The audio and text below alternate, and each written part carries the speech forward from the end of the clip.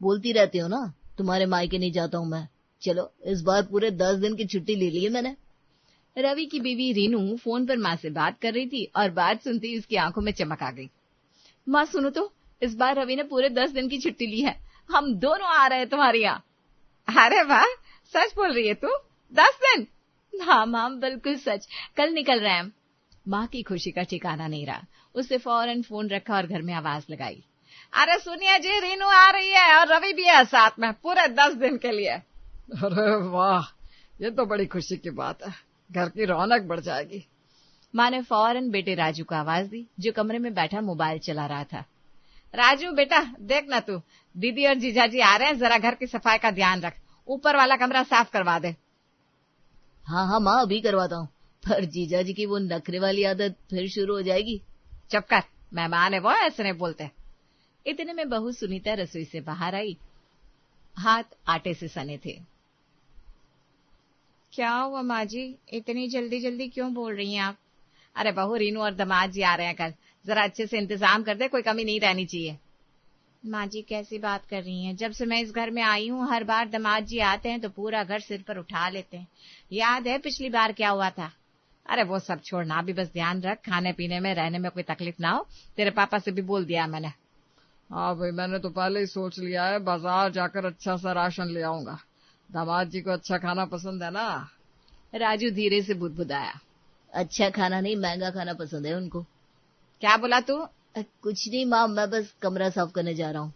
घर में अब चहल पहल शुरू हो गई थी। पर्दे बदले जा रहे थे, फर्श चमकाया जा रहा था और माँ बार बार बहू को हिदायतें दे रही थी। सबके चेहरे पर खुशी थी, मगर कहीं ना कहीं एक हल्की सी बेचैनी भी थी, क्योंकि दामाद रवि के आने का मतलब था एक अलग ही तूफान का आना। अगले दिन दोपहर को घर के बाहर ऑटो रुका। रवि उतरा, कंधे पर बैग टांगे, चेहरे पर ऐसे भाव जैसे कोई वीआईपी उतरा हो। अरे यार, ये क्या तरीका है, स्टेशन पे लेने भी कोई नहीं आया। कोई फूल होता है, कोई तिलक चावल की रस्म होती है, ना ही कोई बैंड बाजा। अरे जीजा जी, ऑटो तो मिल गया ना आराम से। अरे ऑटो की बात नहीं है यार, इज्जत की बात है, ससुराल है ये मेरा, कोई राह चलता मेहमान नहीं हूं मैं। अंदर आते ही माँ ने पानी का ग्लास पकड़ाया। ले बेटा, पानी पी ले, थक गया होगा। बाजी खाली पानी? इतने दिन बाद आया हूँ, मिठाई नहीं है क्या घर में? अरे बेटा, मैंने सोचा तुम गर्मी से परेशान होगे, इसलिए पानी दिया। अभी स्टेशन से घुसे भी नहीं, डिमांड शुरू। माँ ने फौरन बहू को घुरा और मुस्कुरा के बोली, हाँ बेटा अभी लाती हूँ, हाँ मिठाई भी। रवि सोफे पर पसरते हुए बोला, और हाँ माँ जी, वो वाला सोफा नहीं, वो कोने वाला एसी के सामने वाला, वहीं बैठूंगा मैं। अरे बेटा, वो राजू की पसंदीदा जगह है। तो क्या हुआ, आज से मेरा हो गया 10 दिन के लिए। राजू मुंह बनाकर उठ गया और घर में मानो एक अघोषित राजा का राज शुरू हो गया। राजू ने बैग उठाकर ऊपर वाले कमरे की तरफ इशारा किया। जीजा जी, ये रहा आपका कमरा, चलिए दिखाता हूँ। रवि ऊपर गया, कमरे में नजर घुमाई और मुंह बिगाड़ लिया। ये क्या यार, इतना छोटा कमरा, और ये ऊपर क्यों, नीचे नहीं है क्या कोई कमरा? जीजा जी, ये गेस्ट रूम है, सब मेहमान यही। अरे मैं मेहमान थोड़ी ना हूँ, दामाद हूँ, दामाद। और ये एसी देखो कितने टन का है। 1 टन का है जीजा जी। 1 टन? यार मुझे तो 1.5 टन में भी गर्मी लगती है, नहीं चलेगा ये कमरा। सीधा नीचे आकर सास ससुर के कमरे में घुस गया। माँ जी, पापा जी, ये कमरा बड़ा है, ये आराम से चलेगा, मैं यहीं शिफ्ट हो जाता हूँ। अरे पर बेटा, ये तो हमारा। अरे पापा जी, 10 दिन की बात है, आप ऊपर एडजस्ट कर लो ना। माँ ने चुपचाप पापा को इशारा किया और सामान शिफ्ट होने लगा। रात को पापा बिस्तर पर करवट बदलते हुए बुदबुदाए, देखो, मुझे अपने कमरे की आदत है, वहां की खिड़की, वो पंखे की आवाज, यहाँ तो नींद ही नहीं आ रही। अरे चुप करो, 10 दिन की बात है, थोड़ा बर्दाश्त कर लो। अगली सुबह पापा अपने ही कमरे में अलमारी से चश्मा निकालने गए तो अंदर से रवि की आवाज आई। अरे पापा जी, आराम भी नहीं करने दे रहे आप लोग, बार बार आना जाना लगा रहता है। अरे बेटा, वो बस चश्मा लेना था अपना। तभी रवि की नजर अलमारी के अंदर टंगी टाई पर पड़ी, चमकदार नई सी। अरे वाह, ये टाई तो जबरदस्त है। पापा जी, ये मुझे दे दो ना, मीटिंग में पहनूंगा। अरे बेटा, वो तो मेरी बहुत पुरानी, मतलब खास मौकों के लिए रखी है। रवि का मुंह तुरंत फुल गया, जैसे कोई बच्चा खिलौना ना मिलने पर उठ जाए। सुबह सुबह चाय के साथ माँ बिस्किट की प्लेट ले आई। रवि ने एक उठाकर मुंह में रखा, फिर चेहरा ऐसे बना जैसे कुछ कड़वा खा लिया हो। ये क्या है माँ जी, ये तो मीठा वाला है। हाँ बेटा, यही तो लाती हूँ हमेशा। अरे मुझे नमकीन वाला पसंद है, क्रीम बिस्किट नहीं, वो टिक्की वाला नमकीन वाला। रीना भी अब मुंह बनाकर बोल पड़ी।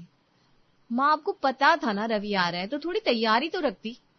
अरे बेटा, इतना ध्यान कहाँ रहता है। रवि ने फौरन डिब्बे से नया पैकेट निकाला और रीनू को थमा दिया। ये लो, ये वाला पैक करके रख दो, घर ले चलेंगे वापसी में। राजू हैरान होकर देखता रहा। जीजा जी, ये तो अभी लाया था मैं बाजार से। हाँ तो कोई बात नहीं, तू 2 पैकेट और ले आना आज शाम को, मुझे यही वाला ब्रांड पसंद है। राजू मन ही मन बुदबुदाया। अरे वाह, अपने ससुराल में तो खाते ही है, अब पैक करवा के भी ले जाएंगे। दोपहर होते होते कमरे का एसी लगातार चल रहा था। ठंड से पूरा कमरा बर्फ जैसा हो गया था। माँ अंदर गई तो कांपते हुए बोली, बेटा थोड़ी देर के लिए बंद कर दो, बहुत ठंड हो रही है कमरे में। रवि तुरंत उठ बैठा, मुंह फुलाकर। माँ जी, मुझे बहुत गर्मी लगती है, आप बंद करोगी तो मुझे नींद ही नहीं आएगी। अरे बेटा, थोड़ी देर की बात है। नहीं माँ जी, आपको तो लगता है मेरी कोई परवाह ही नहीं है इस घर में। इतना कहकर वो करवट लेकर लेट गया और माँ हाथ मलती हुई बाहर आ गई। शाम को नहाने का वक्त हुआ तो रवि बाथरूम से ही आवाज लगाने लगा, अरे कोई है, साबुन कहाँ है यार। सुनीता ने साबुन की टिकिया अंदर रखी थी, वही बताई। जीजा जी, साबुन तो रखा है वहीं शेल्फ पर। अरे ये टिकिया वाला साबुन, मैं लिक्विड बाथ यूज करता हूँ, स्किन सेंसिटिव है मेरी। सुनीता मुंह बनाकर बुदबुदाई और माँ की तरफ देखा। माँ जी, अब कहाँ से लाए लिक्विड बाथ इतनी दोपहर में। माँ ने फौरन पापा को बाजार भेजा और रवि आधे घंटे बाथरूम के बाहर तौलिया लपेटे इंतजार करता रहा। खाने के वक्त भी वही तमाशा। थाली में दाल सब्जी देखते ही रवि का चेहरा उतर गया। ये क्या है माँ जी, रोज की वही दाल, कुछ स्पेशल नहीं बना आज। अरे बेटा, आज तो अरहर की दाल बनाई है बड़े प्यार से। मुझे मखनी दाल पसंद है और साथ में पनीर का सलाद हो तो मजा आ जाए। रीना भी अब खुलकर बोल पड़ी। क्या है माँ, इंतजाम नहीं होता है तो बुलाया मत करो ना, छोटी छोटी बात पर इनको बोलना पड़ रहा है। अरे नहीं नहीं बेटा, दामाद है, कोई बात नहीं, अभी बनवाती हूँ। रसोई में फिर हलचल शुरू हो गई और राजू सिर पकड़कर बैठ गया। यार ये तो होटल समझकर बैठे हैं घर को। रात को टीवी के सामने बैठकर रवि रिमोट पकड़े बैठा था। चैनल बदलते बदलते अचानक बोला, अरे राजू, वो पर्दा जरा हटा दे खिड़की से, हवा आनी चाहिए थोड़ी। राजू ने हटाया। 2 मिनट बाद फिर आवाज आई, अरे अब बंद कर दे, धूप आ रही है आंखों में। राजू उठकर बंद करने गया ही था कि रवि फिर से बोला, अरे रुक, थोड़ा सा खुला रहने दे बीच वाला हिस्सा। राजू खड़ा खड़ा हाफने लगा, मन ही मन गुस्से में बुदबुदाया। जीजा जी है या क्या ही बोलूं। अचानक टीवी पर उसका मनपसंद क्रिकेट मैच की जगह भाभी ने चैनल बदल के सीरियल लगा दिया था। बस इसी बात पर रवि का मुंह फूल गया। रहने दो, मुझे तो लगता ही नहीं कि यहाँ किसी को मेरी पसंद की कोई परवाह है। इतना कहकर वो उठा और मुंह फुलाए कमरे की तरफ चला गया। पीछे पूरा परिवार एक दूसरे का मुंह देखता रह गया। शाम को राजू हाथ में घड़ी बांधते हुए बैठा था कि रवि की नजर पड़ गई। अरे राजू, ये घड़ी तो कमाल की है यार, जरा दिखा। राजू ने खुशी खुशी घड़ी उतार कर दी थी। लीजिए जीजा जी, अच्छी है ना, अभी नई ली है मैंने। रवि ने कलाई पर लगाकर इधर उधर घुमाकर देखी और चेहरे पर चमक आ गई। यार ये मुझे बड़ी पसंद आ गई, दे दे मुझे। अरे जीजा जी लीजिए ना, पहन लीजिए। रवि ने तुरंत मुंह बनाया। अरे नहीं यार, ये उतरी हुई थोड़ी ना चाहिए, मुझे तो नई पैकेट वाली चाहिए बॉक्स के साथ। राजू का चेहरा उतर गया, मन ही मन हिसाब लगाने लगा। जेब में इस वक्त उतने पैसे नहीं थे। यार अभी अभी सैलरी से ये खरीदी थी, अब दोबारा कहाँ से लाऊं। पर मुंह से बोल पड़ा, हाँ हाँ जीजा जी, कल ही ले आता हूँ नई वाली, कोई बात नहीं। रवि खुश होकर मुस्कुराया और राजू खिड़की से बाहर देखते हुए सोचने लगा कि उधार मांगे तो किससे। तभी रीनू का फोन बजा।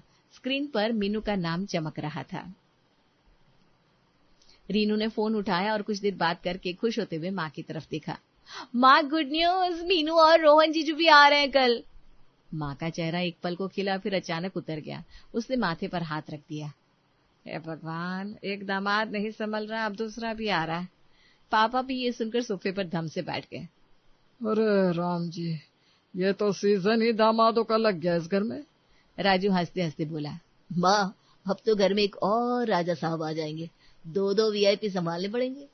सुनीता रसोई से बाहर आई, हाथ में कलछी लिए, चेहरे पर हैरानी। माँ जी, ये तो बड़ी मुसीबत हो गई। एक जीजाजी की फरमाइशें पूरी नहीं हो रही, अब दूसरे की भी शुरू हो जाएंगी। अरे रुक, पहले ये तो पता कर रोहन कैसा है स्वभाव से। रीनू बता तो सही, मीनू के पति की आदतें कैसी है? रीनू थोड़ा मुस्कुराते हुए बोली, माँ वो तो बड़े शांत स्वभाव के हैं, ज्यादा डिमांड नहीं करते। माँ ने राहत की सांस ली, लेकिन पापा अब भी चिंतित थे। फिर भी बेटा 2 दामाद घर में और ऊपर से रवि का ये रंग ढंग, भगवान ही मालिक है। राजू ने शरारत से आंख मारी। माँ अब तो नया कमरा भी ढूंढना पड़ेगा नए जीजाजी के लिए, ये वाले तो पहले ही आपका बेडरूम हड़प चुके हैं। माँ ने सिर पकड़ लिया और गहरी सांस लेते हुए रसोई की तरफ बढ़ गई, ये सोचते हुए कि अब घर में असली इम्तिहान शुरू होने वाला है। अगली सुबह रोहन का फोन आया माँ के पास। माँ जी नमस्ते, मैं कल शाम तक पहुंच जाऊंगा। अरे बेटा राजू को भेज देती हूँ स्टेशन, समय बता दो बस। नहीं माँ जी, बिल्कुल जरूरत नहीं है, मैं ऑटो लेकर आ जाऊंगा आराम से, अब राजू को तकलीफ मत दो। माँ हैरान रह गई, फोन रखकर पापा से बोली, सोनिया जी ये रोहन तो बड़ा प्यारा लड़का लग रहा है, खुद ही मना कर दिया लेने आने से। अगले दिन शाम को दरवाजे की घंटी बजी। रोहन और मीनू बैग लेकर अंदर आए, चेहरे पर मुस्कान लिए सबको हाथ जोड़कर नमस्ते किया। नमस्ते माँ जी, नमस्ते पापा जी, कैसे हैं आप लोग? माँ ने फौरन पानी का गिलास पकड़ाया। ले बेटा पहले पानी पी ले, फिर मिठाई लाती हूँ। अरे माँ जी बस पानी ही काफी है, इतनी गर्मी में ठंडा पानी मिल जाए यही बहुत है, मिठाई की जरूरत नहीं है। पीछे से राजू और सुनीता एक दूसरे का मुंह देखने लगे। सुनीता धीरे से बुदबुदाई, ये तो कोई और ही ग्रह से आया लग रहा है। राजू ने कमरे की तरफ इशारा किया। जीजा जी चलिए आपका कमरा दिखाता हूँ ऊपर। अरे राजू भाई कमरे की क्या जरूरत है, मैं तो ड्राइंग रूम में सोफे पर ही एडजस्ट कर लूंगा, इतना आराम काफी है मेरे लिए। और राजू के मुंह से निकल गया, सच में जीजा जी? रवि जीजा जी तो। बोलते बोलते राजू खुद ही चुप हो गया। रात को कमरे में रीनू अपनी बहन मीनू से दिल की बात कर रही थी। मीनू पता नहीं क्यों मम्मी पापा इस बार ना रवि का ध्यान ही नहीं रख रहे, बार बार नाराज कर देते उन्हें। दीदी ये ध्यान रखने की बात नहीं है, जीजा जी को भी तो समझना चाहिए, ये ससुराल है होटल नहीं, घर समझ कर रहेंगे तो अपने आप सब ठीक हो जाएगा। अरे पर दामाद है वो, थोड़ा तो खास होना चाहिए ना उनके लिए।